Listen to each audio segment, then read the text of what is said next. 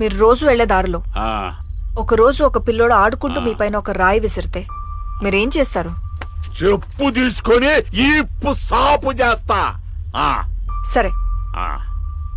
అదే పిల్లోడు తర్వాత రోజు కూడా అలాగే చేస్తే? వాళ్ళ అబ్బామ్మని పిలిచి బుద్ధి చెప్పండి 4 తిడతా. ఆ, ఆ. మళ్ళీ అదే. పో. మళ్ళీ రాయి పట్టుకుని ఉన్నాడు అంతేగా.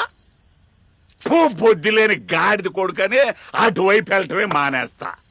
అది ఏంటంటే ఇప్పుడు ఏంటి? ఆ నేను ఆ పిల్లాడిని మార్చాలనుకుంటున్నా. ప్రతాప్ని నమ్మి నా జీవితమే ఇచ్చా.